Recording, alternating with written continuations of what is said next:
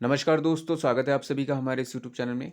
और इस वीडियो के माध्यम से CHSL 10+2 2021 का टीयर 1 का क्वेश्चन पेपर डिस्कस किया जाएगा। ये जो पेपर हुआ था हमारा 6 जून 2022 को हुआ था और जो शिफ्ट है वो थर्ड शिफ्ट है।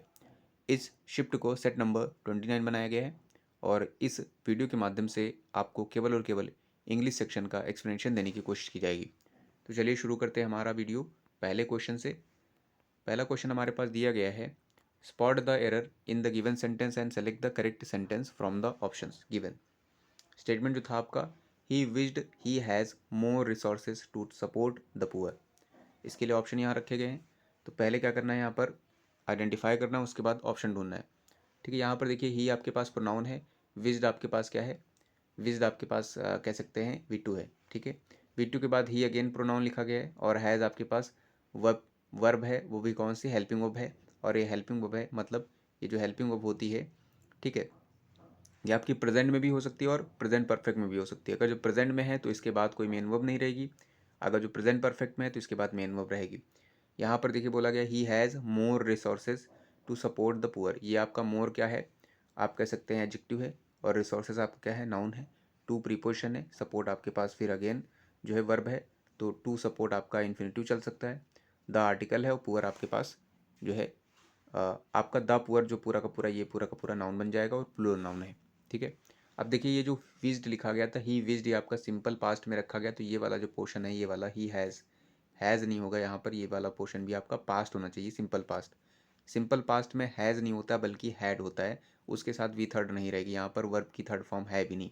ठीक है, तो आपका क्या होना चाहिए था, यहाँ पर हैज़ नहीं होना चाहिए था। ऑप्शन देखते हैं पहले में, ही विज्ड, देखिए ये वाला तो सेम है, ही इज़ हैविंग लिखा गया, ये आपका नहीं होगा।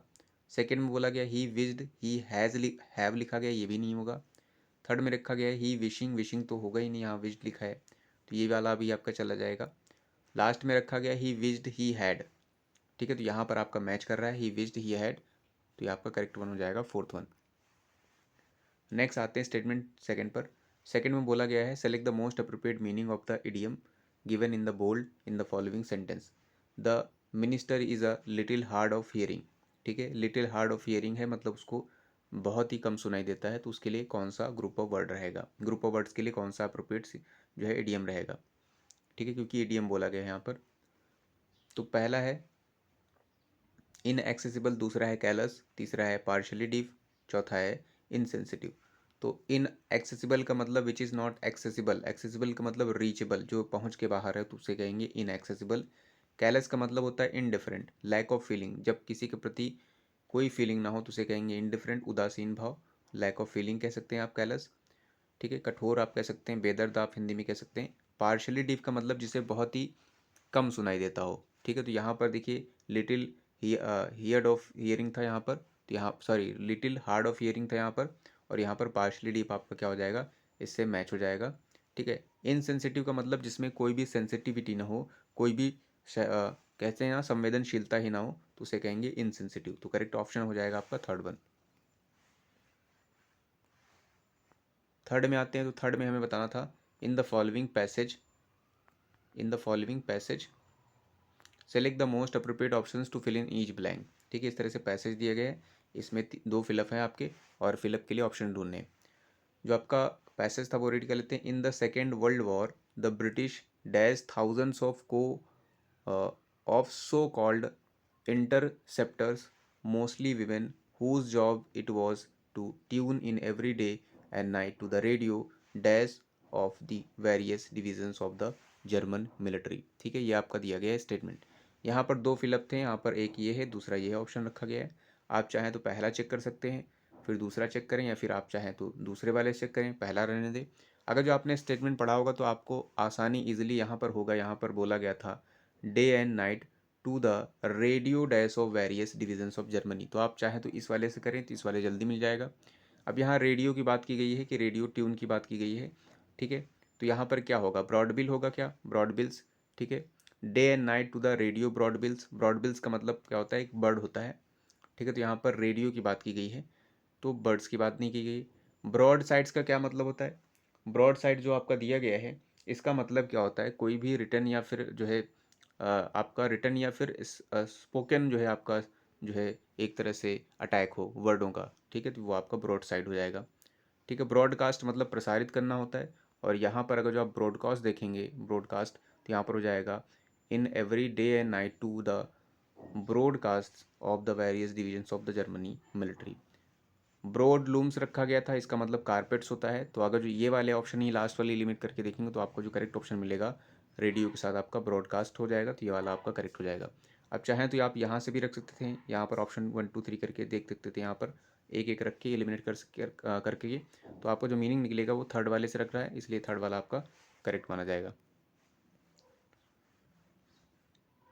नेक्स्ट आते हैं फोर्थ वन में, select the most appropriate meaning of the given idiom. Elbow grease दिया गया है आपका, ठीक है, ये वाला काफ़ी रिपीटेड भी है। इसकी मीनिंग बतानी है। पहले में लिखा गया है साइकोलॉजिकल प्रेशर, दूसरे में लिखा गया है रिलेशनल डिफरेंस, तीसरे में रखा गया है हार्ड फिजिकल एफर्ट्स, चौथे में रखा गया है मेंटल डिस्टर्बेंस। तो जो एल्बो ग्रीस होता है इसका मतलब क्या होता है, हार्ड फिजिकल एफर्ट्स होता है, तो करेक्ट वन हो जाएगा आपका थर्ड वन। नेक्स्ट आते हैं फिफ्थ में बताना है हमें, select the option that express the given sentence in passive. Passive बताना है इसका, तो 10 से लिमिट करने की कोशिश करेंगे। यहाँ बोला गया था the rules forbid passengers to cross the railway bridge. ये आपका फॉरबिड है, इट मीन्स आपका सिंपल प्रेजेंट टेंस है। सिंपल प्रेजेंट टेंस में अगर पैसिव आप बनाते हैं तो वहाँ पर इज एम आर होता है। तो इज एम आर हम चेक करते हैं और वी थर्ड चेक करते हैं कौन से टेंस में। अगर पहले में देखें तो यहाँ पर आर दिया गया है, ठीक है, और यहाँ पर वर्ब नहीं दी गई है, तो ये आपका नहीं होगा। यहाँ पर बोला गया है कैन नॉट रखा गया, तो ये भी आपका नहीं होगा। यहाँ पर आर के साथ वी थर्ड है, ये आपका हो सकता है। यहाँ पर भी इज रखा गया है, वी थर्ड रखा गया, ये भी आपका हो सकता है। आप करेक्ट जो होगा वो कौन सा होगा, करेक्ट जो होगा हमें पता है कि जब पैसिव बनाया जाता है तो इंटरचेंज होता है। जो ऑब्जेक्ट होगा वो आपका सब्जेक्ट बनता है और जो सब्जेक्ट होता है वो आपका ऑब्जेक्ट बनता है। तो यहाँ पर जो मेन वर्ब थी आपकी फॉरबिड के बाद पैसेंजर्स थी, तो ये पैसेंजर्स आपका क्या बनेगा, सब्जेक्ट बनेगा। अगर ये सब्जेक्ट देखा जाए थर्ड और फोर्थ में, तो सब्जेक्ट किस में है, फर्स्ट वाले में है। पैसेंजर्स प्लूरल है, इसके अकॉर्डिंग क्या होगा, आर होगा। तो फिर रेलवे ब्रिज था आपका जो है ऑब्जेक्ट में भी नहीं था, ठीक है, तो ये आपका अदर वर्ड था, तो आपका जो करेक्ट होगा वो थर्ड वन हो जाएगा। सिक्स्थ में बताना है हमें, select the most appropriate antonym of the given word. Exaggerate, इसका जो एंटोनिम बताना था। एक्सेजरेट का मतलब होता है बढ़ा चढ़ा करके बताना, ठीक है। हाइपरबोल आप एक वर्ड होता है इसके लिए। रजनी डिड अंडर, अब चाहें ये वाला पैसेज पढ़ें या ना पढ़ें, क्योंकि टाइम कम होता तो आप यहाँ से डायरेक्ट देख सकते थे, क्योंकि इसका एंटोनिम पूछा गया तो ये ऑप्शन है, इसी में से कोई ना कोई होगा। एलोबोरेट पहला है, दूसरा है एम्ब्रॉयडरी, तीसरा है डेकोरेट, चौथा है अंडरस्टेट, ठीक है। एलोबोरेट का मतलब क्या होता है, किसी चीज़ को और बढ़ा के चढ़ा के बताना, ठीक है। तो अगर जो देखेंगे तो एक्सेजरेट और एलोबोरेट दोनों एक दूसरे से मैच कर जाएंगे, तो यहाँ पर हमें एंटोनिम चाहिए, तो ये आपका एंटोनिम नहीं होगा। एम्ब्रॉयडरी का मतलब होता है कढ़ाई जो होती है वगैरह, क्लॉथ्स में जो होती है कढ़ाई वगैरह, तो वो होती है, ये आपका नहीं होगा एंटोनिम। डेकोरेट का मतलब सजाना होता है और यहाँ पर बढ़ाना चढ़ाना है, तो ये भी आपका नहीं होगा, ठीक है। और अंडर स्टेट का मतलब क्या होता है, किसी चीज़ को कम आंकना, या जो चीज़ दी गई है उसको और कम करना, ठीक है। तो बढ़ा चढ़ा के नहीं बल्कि उसको छोटा करके बताना, तो वो आपका अंडर स्टेट हो जाएगा। कम समझना सेंस हो जाएगा। तो ये आपका जो बनेगा अपोजिट जो बनेगा एक्सेजरेट का, वो आपका लास्ट वन बन जाएगा अंडर स्टेट। सेवेंथ में हमें बताना है, select the most appropriate options that can substitute the underline segments in the given sentence. State, ये आपका सब्स्टिट्यूट बताना है, ठीक है। The organisation had set up, for भी दिया गया है, a free Mandela committee and launch the lively campaign with the slogan free Mandela, ठीक है। यहाँ पर जो रखा गया है हैड सेटअप, अब देखिए यहाँ पर जो टेंस आपका चल रहा है वो पास्ट में चल रहा है, यहाँ से हैड, और यहाँ पर भी देखिए एंड के बाद भी लॉन्च्ड रखा गया है, इसका मतलब ये आपकी दूसरी चीज़, ये आपका स्टेटमेंट पास्ट शो कर रहा है, पास्ट एक्टिविटी, तो ये पास्ट में ही रहेगा। तो यहाँ सारे ऑप्शन पास्ट में ही रखे गए हैं, इसका मतलब ये जो आपका फ्रेजल वर्ब है वो आपका पास्ट में ही है, टेंस वाइज कोई एरर नहीं है, ठीक है। अब देखिए हैड सेटअप, सेटअप का मतलब क्या होता है, स्टार्ट करना, एक तरह से शुरू करना सेंस होगा, या स्थापित करना सेंस होगा। तो यहाँ पर दिया गया द ऑर्गेनाइजेशन हैड सेटअप, ठीक है। अब ये फॉर की ज़रूरत यहाँ पर अननेसेसरी थी, यहाँ पर कोई ज़रूरत नहीं थी, फिर भी यहाँ फॉर लिखा गया था, तो ये आपका फॉर हटेगा, ठीक है। फॉर तो डेफिनेटली हटना चाहिए था, वैसे फिलहाल ये गलत लिखा हुआ है। तो अब कौन सा आपका करेक्ट होगा, ऑप्शन से देख लेते हैं। हैड सेटअप दिया गया है एक में, दूसरे में दिया गया हैड सेटअप टू, तीसरे में दिया गया हैड सेट ओवर, चौथे में दिया गया हैड सेटअप अपॉन, ठीक है। तो यहाँ पर जो करेक्ट ऑप्शन होगा, the organisation had set up a free Mandela committee and launch the lively campaign with the slogan free Mandela. जो करेक्ट ऑप्शन होगा आपका फर्स्ट वन होगा, हैड सेटअप, ठीक है, इसके साथ यहाँ फॉर की कोई ज़रूरत नहीं थी। नेक्स्ट आते हैं एट्थ में। एट्थ में बताना है select the option that can be used as one word बताना है, ठीक है, for the group given group of words के लिए। Something that will cure all illness, ठीक है, जो इलनेस को क्योर कर ले उसे क्या कहेंगे? पहला है वाइन, दूसरा है वैक्सीनेशन, तीसरा है पैनासिया, चौथा है टॉनिक। तो जो इलनेस को क्योर करे सभी तरह के उसे कहेंगे वाइन, वाइन नहीं कहेंगे, ये अल्कोहल का टाइप होता है। वैक्सीनेशन आपका इनोकुलेट होता है, ये आपका दूसरी चीज़ है, ठीक है, ये आपका सभी के लिए नहीं होता क्योंकि वैक्सीनेशन अलग अलग चीज़ों के लिए अलग अलग टाइप की वैक्सीन होती है, तो ये आपका नहीं होगा, ठीक है। यहाँ पर जो रखा गया पैनासिया, पैन मीन्स ऑल होता है और एस मीन्स क्योर होता है, तो सभी तरह का क्योर जो होगा जिसमें उसे कहेंगे पैनासिया, हिंदी में से रामबाण कहेंगे। तो आपका करेक्ट ऑप्शन थर्ड हो जाएगा। टॉनिक भी आपका नहीं होगा, तो ऑप्शन जो था थर्ड वन था। नाइन्थ में बताना था, पैसिव बताना था मैं, तो 10 से लिमिट करने की कोशिश करते हैं। यहाँ पर स्टेटमेंट था he ordered the police to pursue the robber and his gang. Ordered से हमें पता चल रहा है आप सिंपल पास्ट है, सिंपल पास्ट में जब भी आपका पैसिव बनाया जाता है तो वहाँ पर वॉज और वर के साथ वी थर्ड होती है, तो हमें यही सिर्फ देखना है वॉज और वर के साथ वी थर्ड किधर है। अगर जो पहले में देखें तो वॉज और वर दिखाई नहीं दे रहा तो ये आपका रॉन्ग हो जाएगा। सेकंड में देखें तो यहाँ पर भी कहीं पर यहाँ पर है वॉज वर है, ठीक है, बट यहाँ पर वी थर्ड नहीं रखा गया है, द ऑर्डर्स रखा गया, तो ये आपका नहीं होगा। थर्ड में रखा गया था रॉबर एंड गैंग वर, यहाँ पर रखा गया और परस्यूड यहाँ वी थर्ड रखा गया, है आपका हो सकता है। फोर्थ में रखा गया था वर के साथ वी थर्ड रखा गया, ये भी आपका हो सकता है। अब दोनों में से कोई एक ही होगा तो कौन सा होगा? दूसरी चीज़ चेक कर लेते हैं कि हमारा सब्जेक्ट और ऑब्जेक्ट इंटरचेंज होता है। पैसिव में ऑब्जेक्ट जो होता है वो क्या होता है? सब्जेक्ट बनता है। तो यहाँ पर देखिए ऑर्डर के बाद जो था द पुलिस, ये आपका ऑब्जेक्ट है तो ये आपका सब्जेक्ट बनेगा। तो सब्जेक्ट किस में है? The police. द पुलिस तो थर्ड वाले में है नहीं, थर्ड वाला आपका गलत हो जाएगा। लास्ट वाले में रखा गया द पुलिस वर ऑर्डर, तो आपका करेक्ट वन हो जाएगा लास्ट वन। नेक्स्ट आते हैं रीअरेंज करना है यहाँ पर ग्रुप ऑफ वर्ड्स को, मीनिंगफुल पैराग्राफ बनाना है। ए में लिखा गया है wearing noise cancellation headphones is an examples of such equipment. B में रखा गया था preventing measures involve the availability of proper equipment. C में रखा गया था noise exposure is the primary reason for hearing loss among the workers. D में रखा गया है it affects the working class in a big way both mentally and physically. अगर जो आपने सारे के सारे ये पढ़े हैं ऑप्शंस तो आपको पता चल गया होगा स्टार्टिंग किससे होगी। वेयरिंग नॉइस कैंसिलेशन से होगी क्या?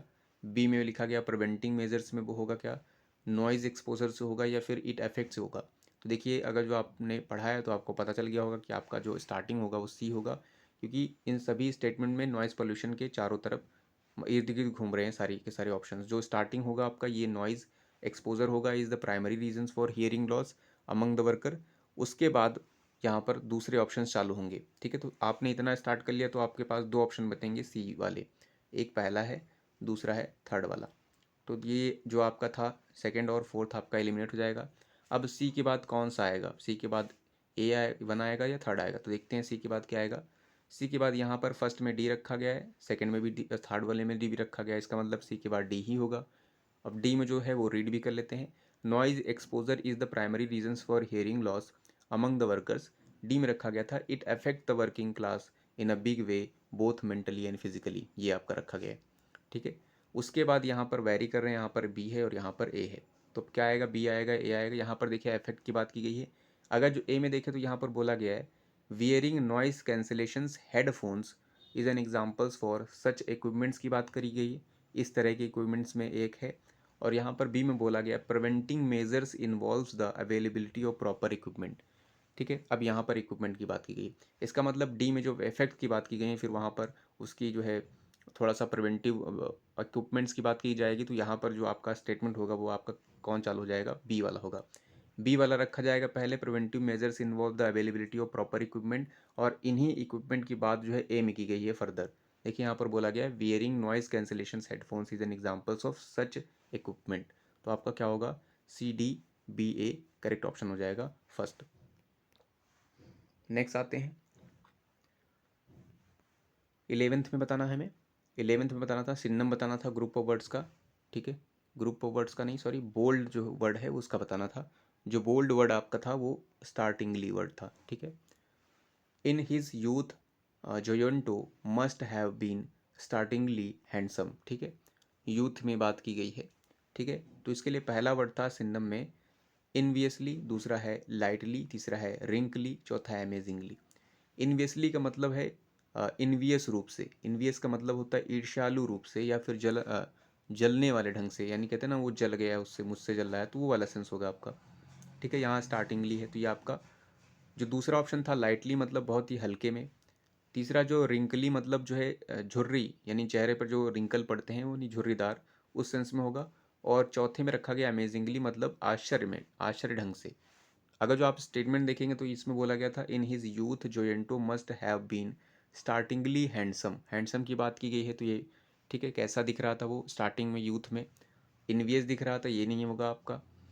लाइटली भी नहीं होगा, रिंकली भी नहीं होगा, आपका हो जाएगा अमेजिंगली। अमेजिंगली हैंडसम दिख रहा था, सरप्राइजिंगली। अमेजिंगली का मतलब सरप्राइज भी होता है और स्टार्टिंगली का मतलब भी सरप्राइज भी होता है, और सरप्राइज से आपका अमेजिंग भी सिनोनिम होता है। तो आपका करेक्ट वन हो जाएगा फोर्थ वन। ट्वेल्थ में बताना था हमें, ईडीएम की मीनिंग बतानी है। डंकीज ईयर, ये भी आपका रिपीटेड है, इसका मतलब क्या होता है अ वेरी लॉन्ग टाइम, दूसरा है अ स्टूपिड आर्ग्यूमेंट, तीसरा है अ वर्दलेस पर्सन, चौथा है फ्यूटाइल एफर्ट। जो डंकीज ईयर का मतलब होता है वो होता है आपका a long, a very long time होता है, तो आपका करेक्ट A1 यानी ए हो जाएगा। 13 में सिनोनिम बताना हाईलाइटेड वर्ड का। जो हाईलाइटेड वर्ड था आपका यूटिलिटेरियन था। ठीक है, the governments utilitarian stand was appreciated by all. Utilitarian का मतलब यूटिलिटी से बना है।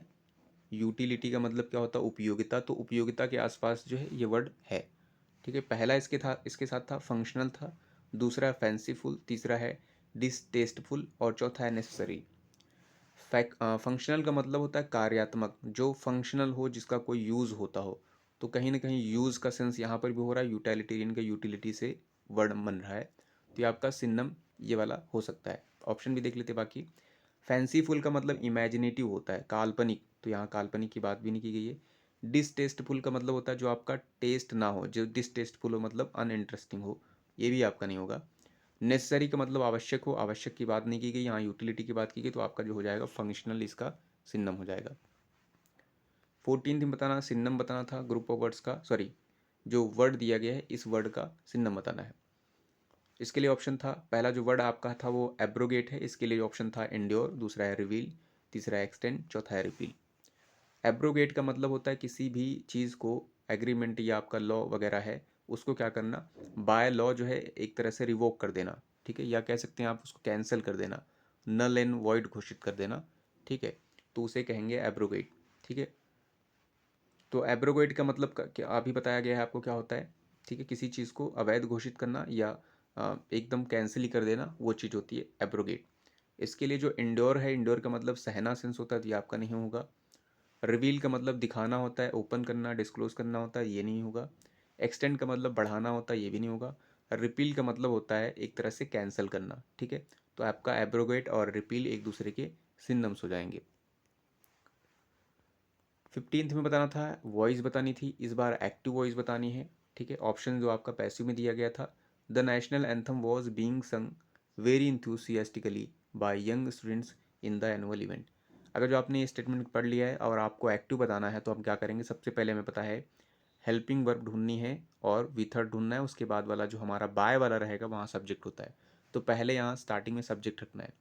ठीक है, दूसरी चीज़ आप वर्ब से भी, आप टेंस से भी यहाँ पर थोड़ी हेल्प ले सकते हैं। जैसे यहाँ पर लिखा है वॉज बीइंग संग, इसका मतलब क्या है कि आपका जो एक्टिव में सेंटेंस रहा होगा वो सिंपल, सॉरी सिंपल नहीं, आपका पास्ट कॉन्टिन्यूअस टेंस रहा होगा। तो पास्ट कॉन्टिन्यूअस टेंस देखते हैं ऑप्शन किस में रखा गया है, पहले में देखते हैं तो यहाँ लिखा गया वर सिंगिंग, ये आपका हो सकता है पास्ट कॉन्टिन्यूअस। इसमें लिखा गया था वॉज संग, ये आपका पास्ट कॉन्टिन्यूअस नहीं है क्योंकि वॉज के साथ आईएनजी चलती है पास्ट कॉन्टिन्यूअस में। थर्ड में रखा गया है हैड बीन, ये आपका पास्ट कॉन्टिन्यूअस नहीं है। लास्ट में रखा गया है सैंग, ये आपका सिंपल पास्ट है, पास्ट कॉन्टिन्यूअस नहीं है, तो आपने टेंस से भी एलिमिनेट कर लिया। टेंस से भी एलिमिनेट करने पर, टेंस से एलिमिनेट करने पर हमारा जो ऑप्शन मिल रहा है वो फर्स्ट मिल रहा है, और फर्स्ट ही इसका करेक्ट आंसर है। ठीक है, आप यहाँ से ऑब्जेक्ट भी देख सकते थे, यहाँ लिखा था बाय यंग स्टूडेंट्स, इसका मतलब यंग स्टूडेंट्स आपका स्टार्टिंग में रहेगा, तो यहाँ देखिए यहाँ पर नहीं था, थर्ड सेकंड में, थर्ड में यंग स्टूडेंट्स था in the annual event, but यहाँ पर टेंस यहाँ पर वेरी कर रहा है, इसलिए आपका फर्स्ट वन करेक्ट है। वैसे भी आपका पहले ही आपने निकाल लिया था टेंस के हेल्प से। नेक्स्ट आपको बताना है एंटोनिम बताना है, जो वर्ड दिया गया है डिले। डिले का मतलब क्या होता है बहुत ही ज़्यादा प्रोक्रेस्टिनेट करना, मतलब बहुत ज़्यादा टाल मटोल करना और देरी करना। इसके लिए पहला जो था एंटोनिम में वो स्कार्स है, दूसरा है नाइस है, तीसरा है हेस्ट है, चौथा है वियरी। एंटोनिम बताना है, इसका मतलब देरी करना, डिले। स्कार्स का मतलब होता है बहुत ही अल्प, ठीक है, जो बहुत ही कम हो, स्कार्स, ठीक है। जो नाइस है इसका मतलब गुड सेंस होता है, ओके सेंस होता है। हेस्ट मतलब जल्दी सेंस होता है, हरी हरी अप, ठीक है। तो ये वाला, ये दोनों एक दूसरे के अपोजिट हो जाएंगे। वियरी का मतलब टायर्ड होता है, तो ये वाला नहीं होगा, थर्ड वाला आपका करेक्ट था।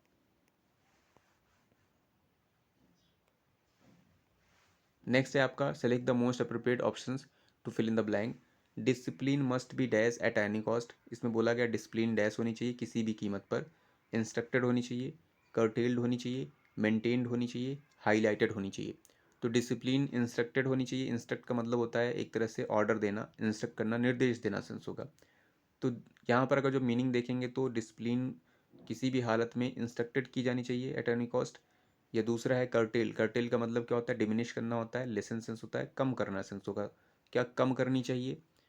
फिर बोला गया मेंटेन करनी चाहिए। तो डिसिप्लिन और मेंटेन जो वर्ड हैं ये आपने सुने भी होंगे और इसका मतलब बहुत ही आप इससे फेमिलियर भी होंगे। तो जो आपका करेक्ट ऑप्शन हो जाएगा वो आपका थर्ड वन हो जाएगा। 18th में बताना था, इनकरेक्टली स्पेल्ड वर्ड बताना था। इनोक्यूलेट था पहला, दूसरा लेजर, तीसरा है मिडिवल, चौथा है मिलेनियम। इनोक्यूलेट का मतलब आपका वैक्सीनेट होता है, आपकी स्पेलिंग INOCU सही लिखी गई है। लेज़र का मतलब आपका विलसिता होता है, ये भी आपका सही लिखा गया है। और मिडिवल की स्पेलिंग भी कहते हैं ना आधुनिक और उससे पहले प्राचीन के बीच वाला होता है, मध्यकालीन, तो ये भी आपका करेक्ट है, ठीक है। मिडिवल। मिलेनियम की स्पेलिंग इनकरेक्ट है, MILLE होता है, NIUM होता है, ठीक है। नेक्स्ट आते हैं 19th पे। 19th में बताना था, सिन्नम बताना था, बोल्ड जो वर्ड किया गया है। और जो बोल्ड वर्ड था आपका इनइविटेबल था। Forgetting the past is inevitable for being able to create a future, ठीक है। इनएविटेबल का मतलब होता है जो होना ही होना है, जिसके बगैर कोई काम नहीं चल सकता है, हिंदी में से अपरिहार्य कहते हैं, जो जिससे आप बच नहीं सकते, ठीक है। तो पहला जो इसके लिए ऑप्शन रखा गया था वो आपका इनएस्केपेबल है, दूसरा है एक्स्ट्रा वैंगेंट है, तीसरा है प्रिविलेज्ड, चौथा है अनप्रडिक्टेबल। इनएस्केपेबल का मतलब होता है अनअवॉइडेबल, जिससे आप स्केप ना हो सके, अनअवॉइड ना हो सके, मतलब उससे बच ना सके। और उसी का सेंस हिंदी में होता है अपरिहार्य, और उसी को कहेंगे इनएविटेबल। तो आपका सिन्नम ये करेक्ट हो जाएगा। वहीं एक्स्ट्रावेंगेंट की बात करें तो इसका मतलब क्या होता है, इसका मतलब होता है आपका स्पेंड थ्रिफ्ट, लैविशंस होता है, जो खर्चीला होता है उसे कहेंगे एक्स्ट्रावेंगेंट। प्रिविलेज का मतलब विशेषाधिकार रखने वाला या फिर एडजेक्टिव है आपका ये। और अनप्रडिक्टेबल का मतलब, प्रेडिक्ट मतलब अनुमान लगाना, अनप्रडिक्टेबल का मतलब है अ अपूर्वानुमान, या फिर आप ऐसे कह सकते हैं जिसका अनुमान ना लगाया हो ऐसा उस योग्य, क्योंकि यहाँ पर एडजेक्टिव बनाया गया है तो अनप्रडिक्टेबल जिसका अनुमान ना लगाया गया हो सेंस हो जाएगा। नेक्स्ट आते हैं 20th में, इनकरेक्टली स्पेल्ड वर्ड ढूंढना था। आप चाहें तो पैसेज पढ़ें पूरा, या फिर आप चाहें ऑप्शंस ढूंढ लें। तो ऑप्शंस देखते हैं। डेमोन्स्ट्रेटेड है पहला, दूसरा है परकर्सन, ठीक है, और तीसरा है ऑर्केस्ट्रा, चौथा है ब्रॉड। डेमोन्स्ट्रेट मतलब टू शो होता है, डेमोन्स्ट्रेट का मतलब शो कराना होता है, दिखाना सेंस हो जाएगा इसका, प्रदर्शित करना, इवेंट्स, इवेंट्स एक वर्ड होता है उसका मतलब हो जाएगा डेमोन्स्ट्रेट। परकसन जो स्पेलिंग लिखी गई है आपकी इनकरेक्ट है, क्योंकि परकसन की जो स्पेलिंग होती है PERCUSSION होता है, एक तरह का म्यूजिकल इंस्ट्रूमेंट होता है, ठीक है। ऑर्केस्ट्रा आपका करेक्ट स्पेलिंग है, ब्रॉड भी आपका करेक्ट है, ठीक है। नेक्स्ट आते हैं 21 नंबर पे, हमें पता है पैसेज होता है। तो पैसेज रीड करते हैं, थीम पढ़ते हैं और थीम समझने की कोशिश करेंगे, फिर फिलअप किया जाएगा। जो आपका पैसेज दिया गया वो दिया गया है, science according to popular dash is a remote and enigmatic idea that is that the comprehensions of ordinary minds and peace loving people. This is most likely why the words scientists and mad have been used interchangeably for centuries. But given that science is the foundations upon which our lives are built, isn't it as that science appears to be beyond the common mind's comprehension? Similarly, mathematics dash the science of science gives meaning to the concept of quantification and dash value for us humans. There are few examples of how science and mathematics revive rewire our brains. Just go back and check। ये आपका passage है। अब इसमें पता चल गया होगा science की बात की गई है, थीम आपको पता चल गई। तो अब आते हैं फिलअप में 21 नंबर के लिए, पहले फिलअप में। Science according to popular dash एक तरह से a remote and enigmatic idea है, ठीक है। रिमोट मतलब जहाँ तक पहुँचने में थोड़ी दिक्कत हो, इनिग्मेटिक काफ़ी पेचीदा, ठीक है। तो ये डिफ़िकल्ट टाइप का आइडिया है, दैट इज़ डैश। तो यहाँ पर ये चीज़ बोली गई, यहाँ पर कौन सा फिलअप आएगा। पॉपुलर डैश के अकॉर्डिंग, पॉपुलर बिलीव के अकॉर्डिंग यहाँ रखा गया है, बिलीव्स रखा गया है, बिलीफ है और बिलीव्स रखा गया है, ठीक है। तो यहाँ पर आपका नाउन आएगा टू पॉपुलर, क्योंकि ये आपका एडजेक्टिव है तो ये आपका वर्ब है, ये वाले आपका वर्ब है, तो ये दोनों नहीं होंगे। जो थर्ड है वो आपका बिलीफ है, बिलीफ का मतलब आपका मान्यता हो जाएगा। तो science according to popular belief, popular मान्यता के अकॉर्डिंग जो है एक तरह से रिमोट और इनएग्मेटिक आइडिया है, ठीक है। अब देखिए, और दूसरा जो लास्ट में रखा गया तो वो आपका क्या है, बिलीव्स रखा गया है। इसका मतलब ये आपका प्लूरल है, वर्जन बिलीव का, ठीक है। ये आपकी करेक्ट स्पेलिंग है, BELIEF होता है एस, ठीक है। तो यहाँ पर जो बोला गया था आपका साइंस जो है अकॉर्डिंग टू पॉपुलर डैश एक तरह का क्या है, is a remote and enigmatic idea है, ठीक है। और तो यहाँ पर जो करेक्ट ऑप्शन होगा आपका क्या हो जाएगा यहाँ पर, ठीक है। यहाँ पर जो करेक्ट ऑप्शन होगा आपका बिलीफ हो जाएगा, ठीक है। आप इसका मीनिंग देखेंगे तो यहाँ हो जाएगा science according to popular belief, ठीक है। पॉपुलर बिलीफ यानी जो है लोगों की प्रसिद्ध जो है बिलीफ्स की मान्यताओं के अकॉर्डिंग क्या हो जाएगा, मान्यता के अकॉर्डिंग, पॉपुलर बिलीफ के अकॉर्डिंग एक तरह का इनिग्मेटिक आइडिया है। That is this, that is this the comprehensions of ordinary minds and peace loving people. अगर जो नेक्स्ट पे देखा जाए तो नेक्स्ट में क्या होगा हमारे पास, नेक्स्ट पे बोला गया था 22 नंबर में, दिस इज मोस्ट, सॉरी यहाँ पे नहीं था, ये था आपका enigmatic idea, that is dash the comprehension of ordinary minds and peace loving people, जो कि डैश है, comprehension मतलब समझ में, समझ में ऑफ ऑर्डिनरी सामान्य लोगों के मन और जो शांति प्रिय लोग हैं उनकी समझ में डैश है। पहला है बियॉन्ड है, समझ के बाहर है, अबव है, बिफोर है, फॉर है, ठीक है। यहाँ पर ऑलरेडी स्टेटमेंट स्टार्टिंग में बोला गया था कि रिमोट और इनएग्मेटिक आइडिया है, ठीक है, पेचीदा आइडिया है। तो जाहिर सी बात है समझ के ऊपर होगा, बियॉन्ड होगा, तो यहाँ पर जो वर्ड यूज़ होगा वो आपका बियॉन्ड अंडरस्टैंडिंग होता है, कॉम्प्रिहेंशन होगा, तो करेक्ट वन आपका फर्स्ट वन हो जाएगा। नेक्स्ट आते हैं 23rd नंबर पर। 23rd नंबर में फिलअप देखते हैं। यहाँ पे रखा गया था this is most likely why the words scientists and mad have been used interchangeably for centuries. But given that science is the foundation upon which our lives are built, isn't it dash that science appears to be beyond the common mind's comprehension? ठीक है। अब यहाँ पर देखिए further information भी दी गई है कि यहाँ पर बोला गया था लेकिन जो है but given that science is foundation, एक साइंस फाउंडेशन भी है जिस पर हमारा जीवन जो है टिका हुआ है या फिर निर्माण किया गया है। फिर आगे बोला गया है इजंट इट डैश, ये देखिए इज हेल्पिंग वो पहले रखी गई है, नॉट लगाया गया है, इसका मतलब इंटरोगेटिव बनाया गया है, क्वेश्चन मार्क भी लगा है यहाँ पर, ठीक है। फिर आगे का बोला गया है बट ये डैश लगता है that science appears to beyond the common minds comprehension, की ये सामान्य लोगों के समझ के बाहर है, ये थोड़ा सा डैश लगता है। जबकि यहाँ पर हमें बताया गया कि ये फाउंडेशन भी है जिस पर हमारा जीवन जो है टिका हुआ है, ठीक है। तो ये कैसा लगता है, पहला इसमें बोला गया आयरोनिक लगता है, थोड़ा सा आयरोनिक मतलब हास्यास्पद लगता है थोड़ा सा। दूसरे में बोला गया था थोड़ा लॉजिकल लगता है, लॉजिकल मतलब तार्किक लगता है। तीसरे में बोला गया था ऑब्वियस लगता है, ऑब्वियस मतलब स्पष्ट लगता है। ग्रेशियस का मतलब होता है थोड़ा सा ग्रेसफुल टाइप का हो जाएगा। तो यहाँ पर जो आपका करेक्ट जो स्टेटमेंट के अकॉर्डिंग, यहाँ पर जो स्टेटमेंट दिए गए उसके अकॉर्डिंग जो करेक्ट होगा वो आपका फर्स्ट वन हो जाएगा। यहाँ पर बोला गया कि एक तरफ फाउंडेशन तो है ही, दूसरी तरह वो समझ के भी बाहर है, इसलिए थोड़ा सा ये थोड़ा सा आयरॉनिक लगता है, ठीक है, हास्यास्पद थोड़ा लगता है। तो यहाँ पर करेक्ट ऑप्शन आपका आयरॉनिक हो जाएगा।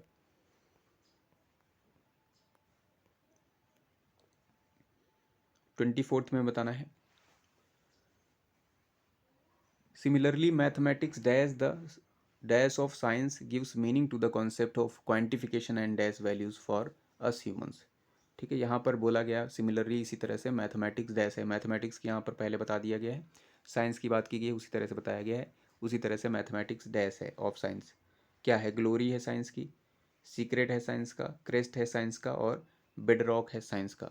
ग्लोरी का मतलब क्या होता है, भव्यता होती है, सीक्रेट का मतलब रहस्य होता है, क्रेस्ट मतलब एक चिन्ह होता है, बेडरॉक का मतलब बेस होता है, ठीक है, आधार होता है। तो इसी तरह से बोला गया similarly mathematics the dash of science gives meaning to the concept of quantification. यहाँ पर बोला गया पॉजिटिव चीज़ बोली गई है कि साइंस जो है इसी तरह से मैथमेटिक्स साइंस का डैश है जो कि मीनिंग देता है कॉन्सेप्ट की क्वांटिफिकेशन की। तो यहाँ पॉजिटिव वर्ड आएगा। ग्लोरी आपका होगा क्या, ग्लोरी है ऑफ साइंस है, ग्लोरी नहीं होगा। ठीक है, बाकी ऑप्शन भी देख लेते हैं। सीक्रेट होगा क्या, रहस्य है, रहस्य भी नहीं होगा। ठीक है, क्रेस्ट आपका मतलब चिन्ह होता है तो ये आपका नहीं होगा। अगर जो आप बेडरॉक लास्ट वाला ऑप्शन देखेंगे बेडरॉक वाला, तो बेडरॉक मतलब क्या होता है, बेडरॉक मतलब बेस होता है किसी भी प्रिंसिपल किसी भी थियरी का आधार। ठीक है, तो यहाँ पर देखिए अगर जो आप इसको रखेंगे तो यहाँ हो जाएगा similarly mathematics the bedrock of science है। ठीक है, तो एक तरह से आधार है। और यहाँ पर आधार ये बेडरॉक इसलिए है क्योंकि यहाँ पर आगे कॉन्सेप्ट आगे बोला भी गया था of science gives meaning to the concept of quantification. Quantification के कॉन्सेप्ट को मीनिंग देता है, इसलिए ये क्या है, आधार है। आगे भी बोला गया था and dash value for humans, और डैश करता है वैल्यू ह्यूमंस के लिए। ठीक है, तो अब यहाँ पर क्या आएगा लास्ट वाले में वो देखते हैं। लास्ट वाले में रखा गया था हमारे पास